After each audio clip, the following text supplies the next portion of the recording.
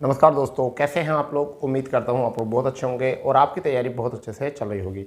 समय हो चुका है उत्तर प्रदेश स्पेशल का और आज हमारी उत्तर प्रदेश स्पेशल की 21वीं क्लास है। इससे पहले हम 20 क्लासें करा चुके हैं जो बहुत अहम रहने वाली हैं, जूनियर असिस्टेंट और साथ ही साथ बीपीओ परीक्षा, Uttar Pradesh police, RO ARO सभी उत्तर प्रदेश के एग्ज़ाम के लिए बहुत इंपॉर्टेंट क्लास होने वाली हैं।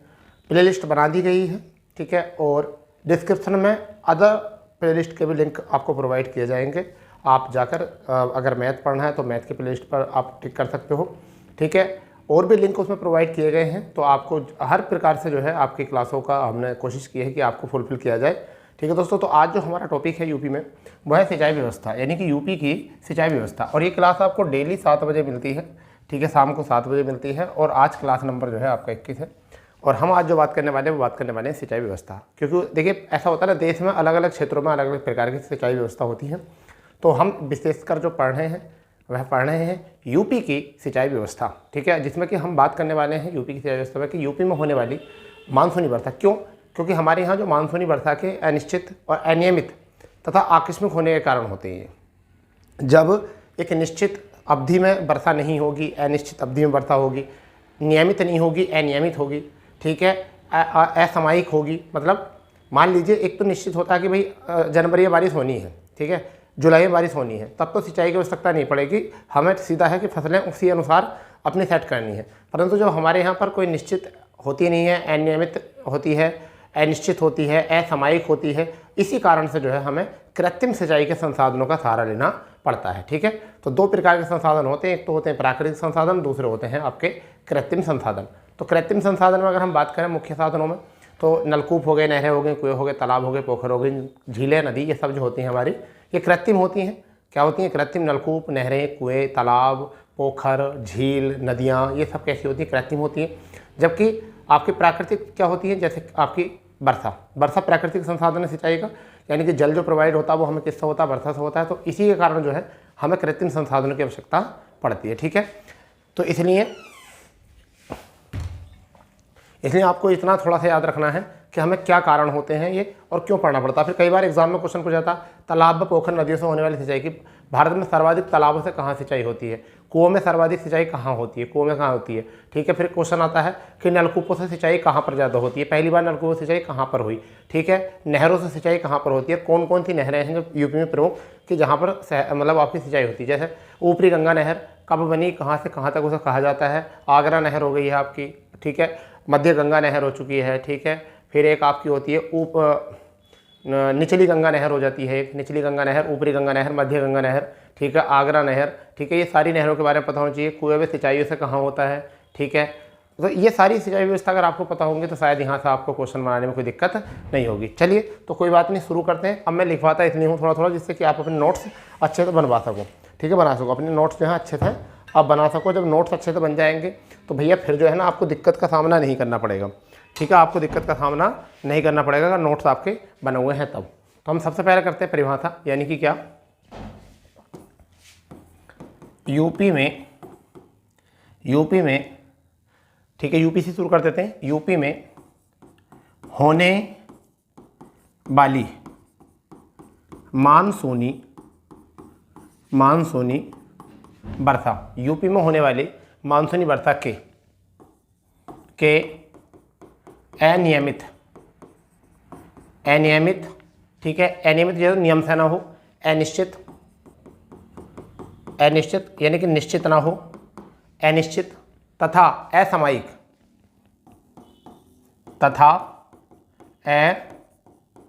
सामयिक मतलब जो समय पर ना हो, होने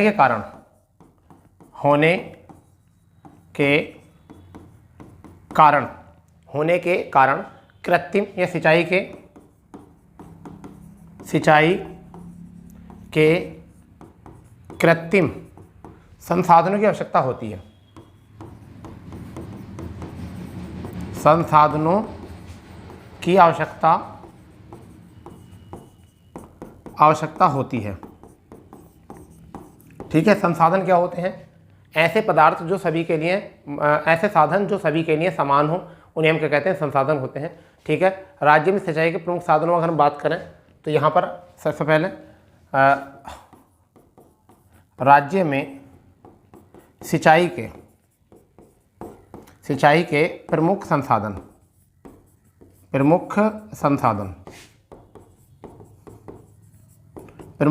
कौन कौन से हैं। आपको पता होना चाहिए प्रमुख संसाधन कौन कौन से हैं बेटा, ठीक है। तो प्रमुख संसाधनों में अगर बात करें तो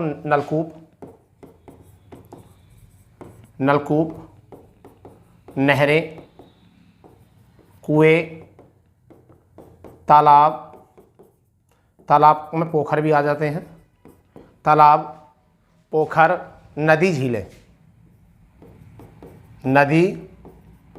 झीलें, ये सब जो है क्या है, ये प्रमुख साधन यानी संसाधन है, यानी क्या है, ये प्रमुख संसाधन यूपी में। ठीक है बेटा, इतनी बात आपको यहाँ से याद कर लेनी है, बस इतना इंपॉर्टेंट है, ठीक है। हाँ, तो पहली बात है यूपी में होने वाली मानसूनी वर्षा। कैसी वर्षा होती है? मानसूनी होती है, अनियमित है, अनिश्चित है तथा असामयिक होने के कारण है सिंचाई के कृत्रिम संसाधनों की आवश्यकता होती है, पक्का है। सिंचाई के प्रमुख संसाधन कौन कौन से हैं? तो आपके नहर हो गई, नलकूप हो गए, नहर हो गए, कुएँ हो गए, तालाब, पोखर हो गए और नदी और झील हो गए हमारे यहाँ से। ठीक है बच्चा, तो इसको नोट करेंगे अच्छे से, फिर बाद में बात करेंगे, ठीक है। ये तो होते हैं हमारे प्रमुख संसाधन। कैसे होते हैं बेटा? प्रमुख संसाधन होते हैं, ठीक है। कैसे होते हैं बेटा? प्रमुख संसाधन होते हैं। कहीं ना कहीं फिर व्यक्तिगत संसाधन भी होते हैं। कैसे होते हैं? व्यक्तिगत संसाधन, व्यक्तिगत यानी कि ऑप्शनल, व्यक्तिगत संसाधन। अब वो कौन कौन से होते हैं हमें पता होना चाहिए। व्यक्तिगत संसाधन कौन कौन से होते हैं हमें पता होना चाहिए, जैसे ड्रिप सिंचाई, फव्वारा सिंचाई, छिड़काव। ड्रिप सिंचाई, फव्वारा सिंचाई, ठीक है, और छिड़काव सिंचाई, ठीक है। तो ये तो होते हैं हमारे व्यक्तिगत। तो प्रमुख संसाधनों में कौन सा आएगा आपका? ये आ जाएगा, और व्यक्तिगत संसाधनों में आपका यहाँ से आ जाएगा, ठीक है बच्चा। चलिए, इसके आगे हम जो पढ़ते हैं वो क्या पढ़ते हैं? इसके आगे जो हम पढ़ने वाले हैं वो पढ़ने वाले हैं नलकूपों द्वारा सिंचाई। किसके द्वारा? नलकूपों द्वारा सिंचाई। पहला पॉइंट जो है हमारा, नलकूपों द्वारा सिंचाई, ठीक है। नलकूपों द्वारा सिंचाई, इसके बारे में हम पढ़ने वाले हैं और फिर हम बात करेंगे आगे, ठीक है। पहले समझ लेते हैं इसको। नलकूपों द्वारा सिंचाई जो होती है प्रदेश में, इनका जो प्रयोग हुआ है वो सबसे पहले कहाँ हुआ था? मेरठ में हुआ था 1930 में, ठीक है। मतलब वहाँ नहरों से जल नहीं पहुँचता है ना, तो जहाँ पर नहरों से जल नहीं पहुँचता है वहाँ पर हम नलकूप का प्रयोग करते हैं, ठीक है। एक और ये सबसे ज़्यादा सिंचाई का माध्यम है, यानी कि यूपी में सबसे ज़्यादा सिंचाई जो होती है वो किससे होती है? नलकूपों से होती है, ये भी आता है। लघु सिंचाई के अंतर्गत, यानी लघु सिंचाई का मतलब छोटे छोटे संसाधन होते हैं, छोटे छोटे खेत जो होते हैं वो किससे होते हैं? नलकूप से होते हैं, ठीक है। प्रदेश में 2 प्रकार के नलकूप होते हैं, एक तो निजी होते हैं और एक आपके सरकारी होते हैं, ठीक है। अगर हम बात करें तो 18,000 अप्रोक्सली इतने नलकूप हैं वहाँ पर, मतलब 36,000 कुछ इतने नलकूप हैं हमारे यहाँ, ठीक है। निजी नलकूपों की संख्या जो है अधिक है, निजी नलकूपों की संख्या जो है अधिक है। इसका अगर क्षेत्र की हम बात करें तो मेरठ हो गया, मुजफ्फरनगर हो गया, मुरादाबाद हो गया, रामपुर हो गया, अलीगढ़ हो गया, फिरोजाबाद हो गया, इटावा, फर्रुखाबाद, इन सब जगह पे जो है किस्सा होती है? नलकूपों से सिंचाई होती है, ठीक है। इतना याद रखना है। तो प्रदेश में इसका प्रयोग जो किया गया, कब किया गया?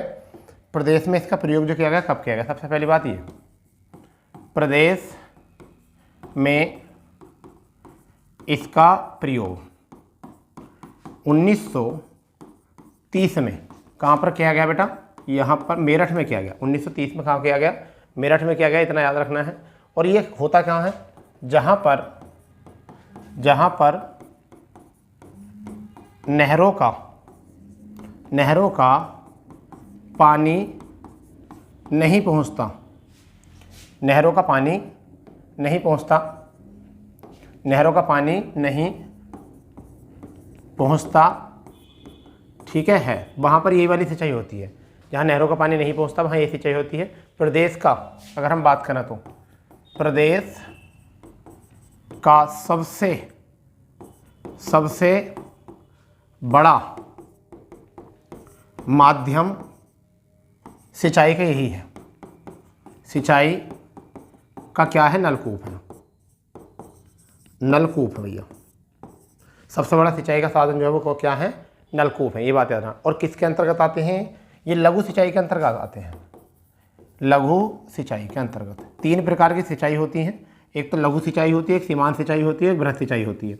ठीक है, बृहत, लघु और सीमांत, तो ये किसके अंतर्गत आते हैं? ये सिंचाई लघु सिंचाई के अंतर्गत आते हैं, अंतर्गत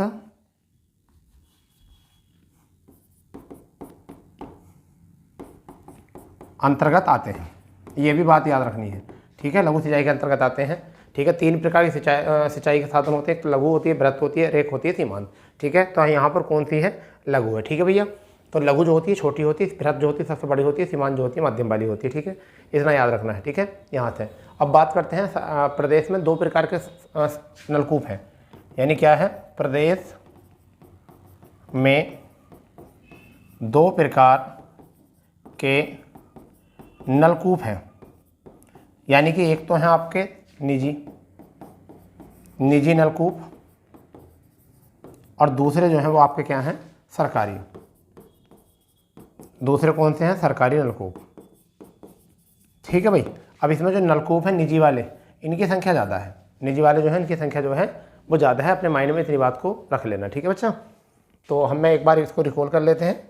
ठीक है, रिकॉल करने से एक ये फ़ायदा हो जाता है कि बार बार बातों को याद करने की घर पर जरूरत नहीं पड़ती। प्रदेश में इनका प्रयोग जो है 1930 में किया गया। कहाँ पर किया गया? मेरठ में। जहाँ पर नहरों का पानी नहीं पहुँचता है वहाँ किनकी ज़रूरत पड़ती है? नलकूपों की ज़रूरत पड़ती है। ठीक है भैया, किनकी ज़रूरत पड़ती है? नलकूपों की। ठीक है, प्रदेश में सबसे बड़ा माध्यम जो है सिंचाई का वो क्या है?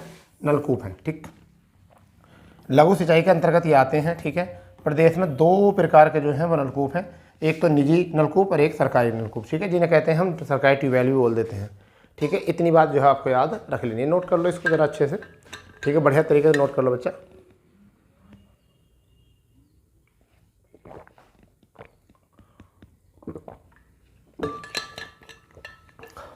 अब बात आती है क्षेत्र कहाँ है प्रदेश में, कहाँ कहाँ पर जो ये सिंचाई होती है। तो देख लेते हैं क्षेत्र कहाँ पर है। तो जैसा आपका एक तो मेरठ हो गया, मेरठ क्षेत्र इसी में आता है। अच्छा, मेरठ क्षेत्र इसमें आता है, मुजफ्फरनगर, मुरादाबाद। ठीक है, मुजफ्फरनगर,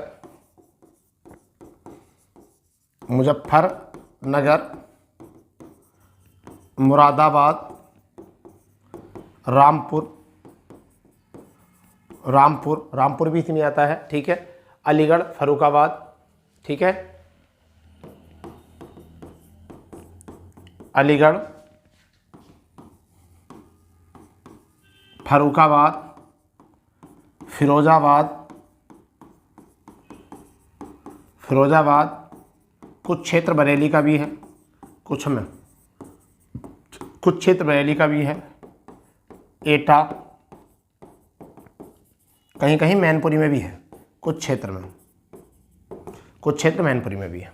ठीक है भैया, तो ये वाली चीज़ें हैं, ये जगह हैं, ये क्षेत्र हैं। आपको क्षेत्र अगर याद रखने हैं, सबसे ज़्यादा जो है वो कहाँ पर है? मेरठ, सबसे ज़्यादा मेरठ, फिर दूसरे नंबर मुजफ्फरनगर। ठीक है, तो मेरठ, मुजफ्फरनगर, मुरादाबाद, रामपुर, अलीगढ़, फर्रुखाबाद, फिरोजाबाद, ठीक है, बरेली, ठीक है, एटा, मैनपुरी।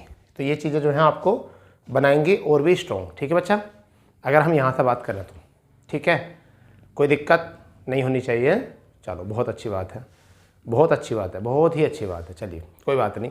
अब जो हम बात करने वाले हैं, हम वो बात करने वाले हैं बेटा, अब जो हम बात करेंगे वो बात करने वाले हैं कुएं द्वारा सिंचाई। दूसरे नंबर पर हम क्या करने वाले हैं? कुओं द्वारा सिंचाई। कुएं द्वारा सिंचाई। ठीक है, कुएं द्वारा सिंचाई, हम ये कुएं द्वारा सिंचाई करने वाले हैं। थोड़ा समझ लेंगे कुएं द्वारा सिंचाई पर, फिर हम आगे बढ़ेंगे कुएं द्वारा सिंचाई पर। ठीक है, तो देखिए क्या होता है। ठीक है,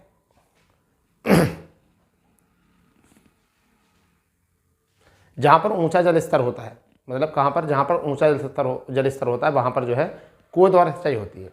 ठीक है, ये कहाँ होते हैं सर्वाधिक कुएं? गंगा और गंडक के मध्यवर्ती क्षेत्र जो है वहाँ पर जो है कुओं से सर्वाधिक सिंचाई होती है। ठीक है, तो ये भी याद रखना है। ठीक है, जहाँ पर कोमल सैल होते हैं, क्या होता है? सबसे पहली बात तो कोमल सैल व ऊंचे जल क्षेत्रों में, ऊंचे जल क्षेत्रों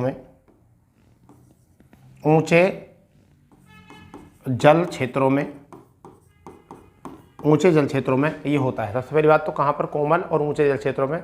और कैसे, किस तरीके से होता है, जहाँ पर ऐसा मान के चलिए, जहाँ पर जल स्तर बहुत ऊंचा हो गया हो, ऊंचा, वहाँ किससे, कुओं से सिंचाई होती है, कुओं से सिंचाई होती है, कुओं द्वारा सिंचाई होती है। ठीक है भाई, ये बात याद रखना है। और ये सबसे ज़्यादा कहाँ होती है सिंचाई, गंगा और गंडक, गंगा एवं गंडक के मध्यवर्ती क्षेत्रों में सर्वाधिक सिंचाई होती है, सर्वाधिक सिंचाई होती है। ठीक है भैया। अब ये क्षेत्र कहाँ है, ये आपको पता होना चाहिए, ये क्षेत्र कहाँ पर है। ठीक है, इनके बारे में अगर पता चल जाएगा तो बड़ी अच्छी बात है। क्षेत्र कहाँ पर है, ठीक है, तो गोंडा बस्ती, ये भी अच्छा है। अगर हम बात करें तो कहाँ पर, गोंडा बस्ती ये क्षेत्र हैं, गोंडा में भी, बस्ती में भी, सुल्तानपुर बलिया, सुल्तानपुर और बलिया। ठीक है भाई, सुल्तानपुर बलिया यहाँ हो चुका है। ठीक है, बहराइच अयोध्या,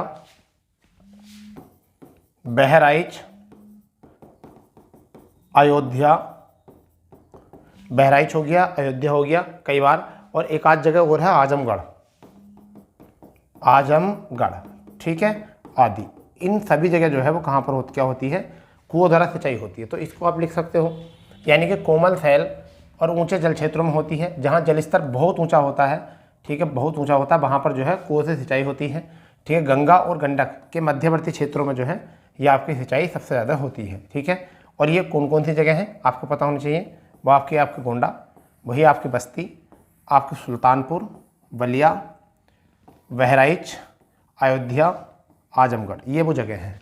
ठीक है, तो दूसरा प्रकार हो चुका है हमारा, यानी कि कुएं, नलकूप हो चुका है, कुएं हो चुके हैं। ठीक है, कुएं हो चुके हैं, नलकूप हो चुके हैं। ठीक है भाई, अब जो हमारा आता है वो क्या आएगा, वो आएगा तालाब, पोखर और नदियाँ। पहले तालाब, पोखर द्वारा, पहले सबसे पहले अब हम क्या करने वाले हैं, तालाब और पोखर।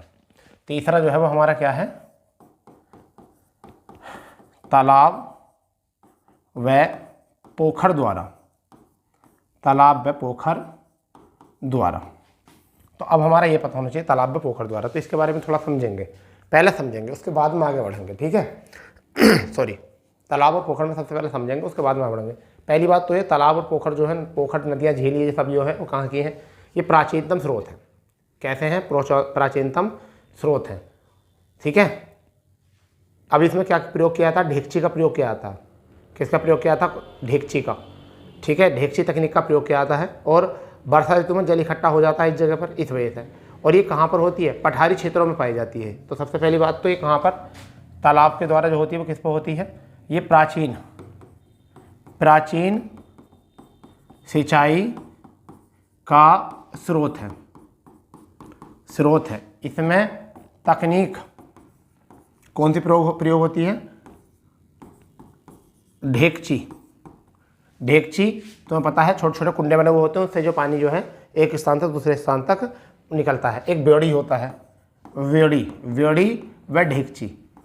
व ढेकची विधि होती है, उस तकनीक से पानी होता है। अब ये कहाँ होता, तालाबों में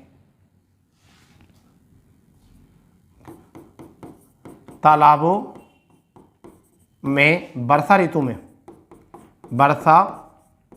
ऋतु में जल इकट्ठा हो जाता है, तो इस वजह से जो है जल स्तर भी बन जाता है और यहाँ पर सिंचाई भी होता है। और ये कहाँ पाया जाता है, सबसे पहली बात तो ये पठारी क्षेत्रों में होता है, क्षेत्रों में। जैसे वो कौन सा क्षेत्र है, अगर हम बात करें तो वो ललितपुर आपका क्षेत्र हो जाएगा। ठीक है, झांसी आपका क्षेत्र हो जाएगा, चित्रकूट आपका क्षेत्र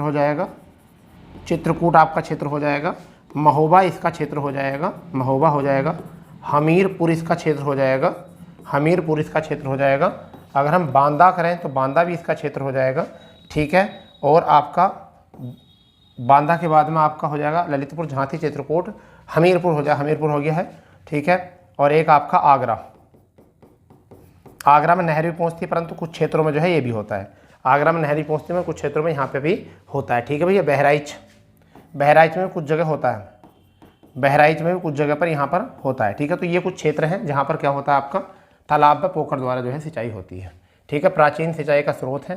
तकनीक जो है ढेकची और बेड़ी तकनीक होती है, ठीक है। बैलों के द्वारा चलाया जाता है इसको। तालाबों में वर्षा ऋतु में जल इकट्ठा हो जाता है, ठीक है। और पठारी क्षेत्रों में पाया जाता है। ललितपुर, झांसी, चित्रकूट, यहाँ पर क्षेत्रों में किया जाता है इसका। इतनी बात आप ये समझ लीजिए, याद कर लीजिए फुर्ती के साथ। ये आपके लिए बहुत ज़्यादा सफिशिएंट हो सकता है, ये बहुत ज़्यादा सफिशिएंट हो सकता है आपके लिए डाटा, ठीक है भैया। आपके लिए बहुत ज़्यादा सफिशिएंट हो सकता है ये डाटा आपके लिए, ठीक है। चलिए कोई बात नहीं। इसके बाद जो है हम आगे जो पढ़ने वाले हैं वो क्या पढ़ने वाले हैं, आगे जो पढ़ने वाले हैं नहरों द्वारा सिंचाई।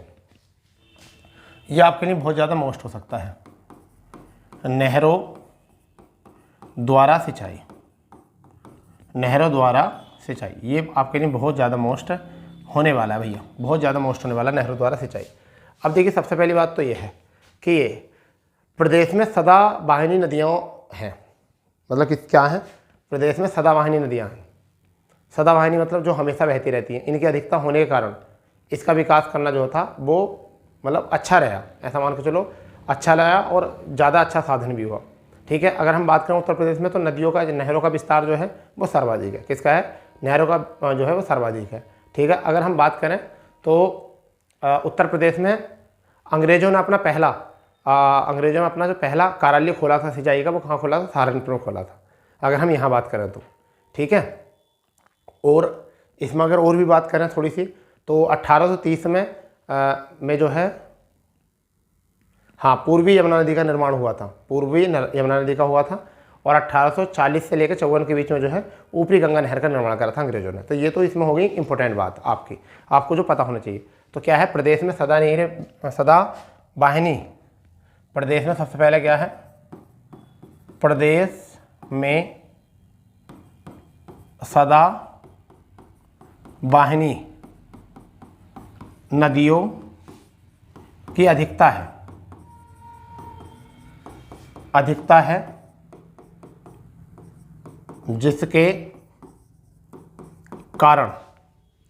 जिसके कारण आपको पता होना चाहिए क्या हुआ है, जिसके कारण जो है नहरों की सिंचाई का, नहरों का निर्माण या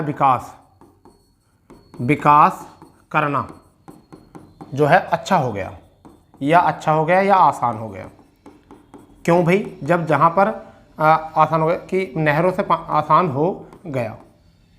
कई बार ऐसा होता है जहाँ पर नदियाँ नहीं होंगी तो वहाँ से नहर निकालने में बड़ी दिक्कत पड़ेगी, और जहाँ नदियाँ होंगी और पानी आता होगा उन नदियों में हमेशा, तो वहाँ से नहर निकालने में आसानी हो जाएगी, क्योंकि पानी आराम से नहरों तक पहुँच जाएगा, ठीक है। अगर हम इसकी बात करें तो उत्तर प्रदेश में नहरों का विस्तार जो है सर्वाधिक कहाँ पर है, तो पश्चिमी उत्तर प्रदेश में है।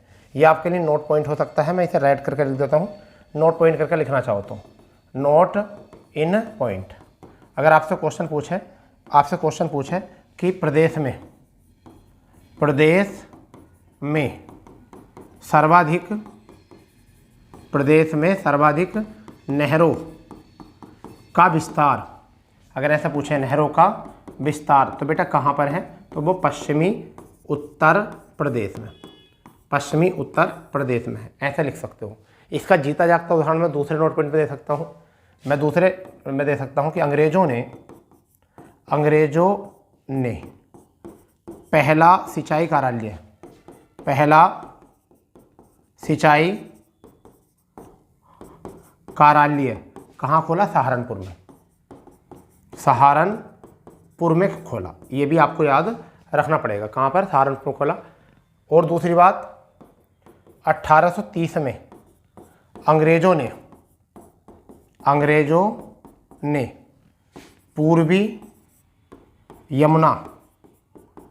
यमुना नहर का निर्माण किया, पूर्वी यमुना नहर से निर्माण किया, ठीक है, नदी का। और 1840 से 54 तक के बीच में ऊपरी गंगा नाम समझते हो नहीं, ऊपरी गंगा नहर, ऊपरी गंगा नहर का निर्माण किया। निर्माण किया। बेटा ये हो गया आपके इतना पॉइंट है यहाँ से, ये बेटा पॉइंट हो गए बहुत अच्छे अच्छे। तो यहाँ पर क्या आ गया, प्रदेश में कैसी नदी हैं, सदावाहिनी नदियाँ हैं, ठीक है, जो सदा हरी भरी रहती हैं, बिल्कुल बनी हुई रहती हैं, अधिकता होने के कारण जो है वो क्या हो, नहरों का निर्माण करना आसान हो गया, विकास करना अच्छा और समान आसान हो गया। अब प्रदेश में सर्वाधिक जो नहरें हैं वो कहाँ पर है, प्रदेश में सर्वाधिक नहरें जो है वो कहाँ पर है, पश्चिमी उत्तर प्रदेश में है। अंग्रेजों ने पहला सिंचाई कार्यालय कहाँ पर बनाया, सहारनपुर में बनाया था।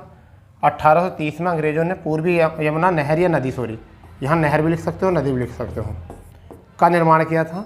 वहीं पर 1840-54 तक जो ऊपरी गंगा नहर का निर्माण किया गया था, ये भी आपको याद रखना है, इतनी याद रख लोगे।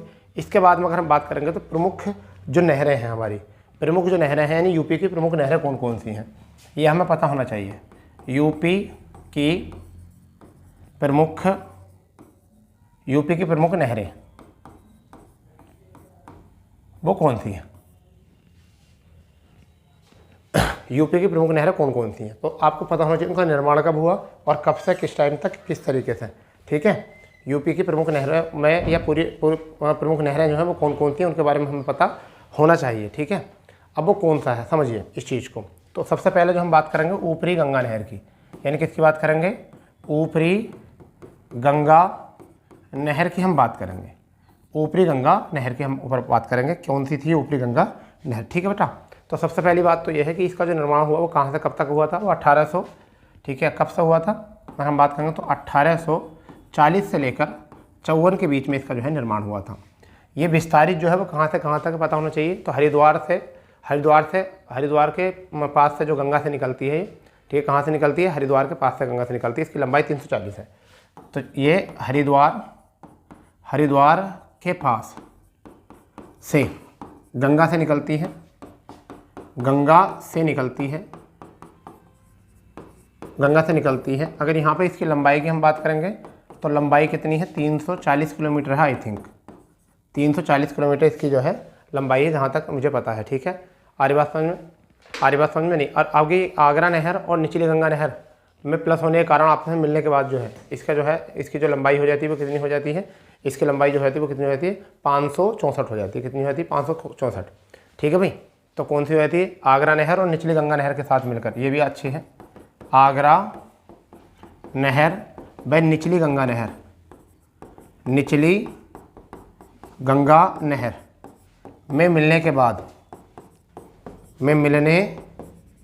बाद इसकी जो लंबाई हो जाती है वो कितनी हो जाती है, इसकी लंबाई हो जाती है 564, कितनी हो जाती है, 564 किलोमीटर हो जाती है। ये थोड़ी सी बात आपको याद रख लेनी है, ठीक है। अगर हम बात करें 2006 में इसका आधुनिकीकरण किया गया था, यानी क्या कर दिया गया था, ये बात अलग देख लेंगे। 2006 में इसका आधुनिकीकरण जो चल रहा था उसे कर दिया गया था, 2006 में इसका समाप्त कर दिया गया था आधुनिकीकरण को, ठीक है। तो हम क्या कह सकते हैं, 2006 में इसका आधुनिकीकरण समाप्त कर दिया, यानी कि अब उसके बाद में इसमें कोई बदलाव नहीं हुआ है, ऐसा मान के चलिए, इसमें के बाद में कोई बदलाव नहीं हुआ है, ठीक है भाई। अगर बात करें कहाँ से कहाँ तक रहती है, कहाँ कहाँ होकर जाती है, ये भी पता होना चाहिए, ठीक है, ये भी होकर पता होना चाहिए कहाँ कहाँ पर है, ठीक है। तो ये गाज़ियाबाद में है, कहाँ पर है, गाज़ियाबाद में है, ठीक है, गाज़ियाबाद में जाती है। सबसे पहली बात गाज़ियाबाद के क्षेत्र को प्रभावित करती है, गाज़ियाबाद के जब गाज़ियाबाद जाती होगी तो तुम्हें यही पता है कि मेरठ भी जाती होगी, मुजफ्फरनगर भी जाती होगी, तो मेरठ भी जाती है और मुजफ्फरनगर भी जाती है। और जब मुजफ्फरनगर मेरठ जाती है तो तुम्हें पता है सहारनपुर भी जाती होगी यूपी में, कहाँ पर, सहारनपुर, तो हम इसे ये कह सकते हैं सहारनपुर तक। और इसका जो क्षेत्र है, अगर हम क्षेत्र की बात करें तो 7 लाख हेक्टेयर है, कितना है, 7 लाख हेक्टेयर, कितना क्षेत्र है, 7 लाख हेक्टेयर इसका जो है वो क्षेत्र है बेटा। इतनी बात थोड़ा सा माइंड में कर लीजिए अच्छे से, ठीक है, 7 लाख हेक्टेयर इसका क्षेत्र है, ठीक है। तो दोबारा से इसको हम रिकॉल करेंगे। ऊपरी गंगा नहर हो गया 1840 से 54 तक, हरिद्वार के पास से गंगा से निकलती है, ठीक है, लंबाई इसकी इतनी हो चुकी है। गंगानगर और निचली गंगा के साथ इसको मिला दें तो इसकी लंबाई कितनी हो जाती है, यदि तुम्हें पता लंबाई है तो पूछता नहीं है। तो गाज़ियाबाद हो गया आपका, मेरठ हो गया, मुजफ्फरनगर, सहारनपुर हो चुका है, और इसका आधुनिकीकरण कब समाप्त हो गया, 2006 में, ठीक है। इसके बाद जो हमारी नहर है वो कौन सी है आपकी, वो है आपकी मध्य गंगा नहर। कौन सी बच्चा? मध्य गंगा नहर, मध्य गंगा नहर। बहुत सारी नहरें हैं इसमें, बहुत ज़्यादा इसके क्वेश्चन बनते हैं, ये भी पता होना चाहिए। तो मध्य गंगा नहर जो है का निर्माण जो होता है वो क्या होता है? देखिए सबसे पहली बात तो है मध्य गंगा नहर का जो है ये जो बिजनौर में आपके एक जगह है हरिका बैराज, ठीक है, वहाँ से इसका निर्माण होता है। तो क्या होता है? बिजनौर में हरिका बैराज से इसका निर्माण होता है, ठीक है। हरिका बैराज से इसका निर्माण होता है, वहाँ से निकलती है, पहली बात तो ये, ठीक है। इसकी लंबाई अगर हम बात करें तो 115.5 है। अगर हम लंबाई की बात करें तो 115.5 किलोमीटर इसकी लंबाई है, ठीक है। इसकी लंबाई इतनी है। और साथ ही साथ क्या करें कि वर्षा ऋतु में जब जल अधिक हो जाता है तब इसमें जल जाता है, समझ गए नहीं? क्या होता है? जब वर्षा ऋतु में जल अधिक होने से जल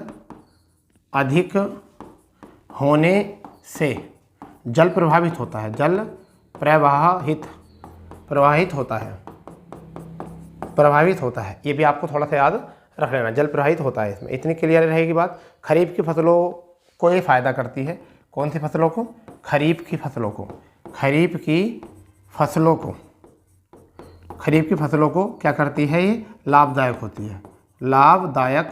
होती है। ये भी याद रखें, खरीफ की फसलों के लिए लाभदायक होती है। क्लियर? कहाँ कहाँ है ये पता होना चाहिए। तो क्षेत्र है इसका अलीगढ़। अगर हम बात करेंगे इसका तो क्षेत्र क्या है वो आपका अलीगढ़ क्षेत्र है इसका, ठीक है। अलीगढ़ जब है तो अलीगढ़ के साथ साथ तुम्हें पता होना चाहिए मथुरा, हाथरस, ये भी होगा। मथुरा होगा, हाथरस होगा, क्या होगा बच्चा? हाथरस होगा, बिजनौर भी होगा ना होगा? बिजनौर, जब बिजनौर से निकलती है, बिजनौर तो होगा ही पक्का। गाजियाबाद होगा, बुलंदशहर, गाजियाबाद होगा और बुलंदशहर, ठीक है भैया। तो बुलंदशहर होगा। ये सब बातें आपको पता होनी चाहिए, ठीक है। ये होगी गंगा मध्य, ठीक है। अब इसके बाद एक और लिख लेंगे, निचली गंगा नहर। फिर हाँ, कौन सी? निचली गंगा नहर। निचली गंगा नहर, ये पता होना चाहिए, निचली गंगा नहर, ठीक है बेटा। अब इसमें थोड़ी थोड़ी बातें आपको जो है ना करनी पड़ेंगी, ठीक है। थोड़ी सी जो है बातें आपको करनी पड़ेंगी निचली गंगा नहर के लिए, ठीक है। जैसे क्या कि इसकी लंबाई जो है वो 8800 किलोमीटर है। कितनी है? 8800। इसका मतलब बहुत लंबी है, ठीक है। 8800 किलोमीटर जो है, मुझे 8800 नहीं, शायद 880 है, एक बार चेक कर लेंगे नहीं इसको। इसकी लंबाई जो है 880 है शायद, लंबाई जो है इसकी कितनी है? 880 किलोमीटर इसकी लंबाई है, ठीक है। निर्माण जो हुआ है वो कहाँ से हुआ ये पता होना चाहिए। निर्माण जो हुआ है वो कहाँ से हुआ है? तो नरोरा बुलंदशहर से। यानी कब से? 1878 में नरोरा बुलंदशहर, ठीक है। नरोरा बुलंदशहर से इसका निर्माण हुआ है, ठीक है। इतना बात आपको पता होनी चाहिए, ठीक है। हाँ, ये 4 से 7 लाख हेक्टेयर भूमि सिंचित करती है, ठीक है। इतनी भूमि सिंचित करती है। अगर मैं इसका क्षेत्र बता दूं आपको तो आपको कुछ दिक्कत आनी नहीं चाहिए। एक तो बुलंदशहर हो गया, बुलंदशहर इसका क्षेत्र आ चुका है, बुलंदशहर में है। अलीगढ़ हो गया, मैनपुरी हो गया, अलीगढ़ मैनपुरी, ठीक है। अलीगढ़ मैनपुरी, फर्रुखाबाद कानपुर,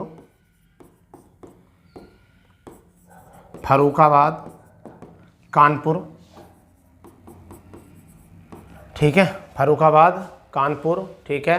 और प्रयागराज, ठीक है बच्चा, आदि। तो यह है निचली गंगा नहर। तो निचली गंगा नहर में आपका क्या हो चुका है? 880 किलोमीटर हो गई, निर्माण हो गया इतना। नरोरा बुलंदशहर हो गया, ठीक है। 4 से 7 लाख हेक्टेयर हो गए, इतनी भूमि आपकी हो गई, बुलंदशहर हो गया। तो आज के लिए जो है केवल इतना ही क्वेश्चन रखते हैं, क्योंकि फिर ज़्यादा लंबी क्लास हो जाती है, बच्चों को बोरियत सी होने लगती है। तो इससे आगे जो है हम सिंचाई व्यवस्था की पार्ट 2 लेकर आएंगे कल, ठीक है। तो सभी लोग जो है अगर सेशन अच्छा लगा हो तो सेशन को शेयर कर देंगे और चैनल को सब्सक्राइब कर देंगे, बेल आइकन ऑन कर देंगे, ठीक है। और नीचे डिस्क्रिप्शन में जो है लिंक दिए हुए हैं और डिस्क्रिप्शन पर जाकर आप टेलीग्राम ज्वाइन कर सकते हैं, ठीक है। और साथ ही साथ जो है प्ले लिस्ट बना दी गई है, उनको भी आप देख सकते हैं, ठीक है बच्चा। तो मिलते हैं नए अपडेट पर, जब तक के लिए जय हिंद, जय भारत, वंदे मातरम।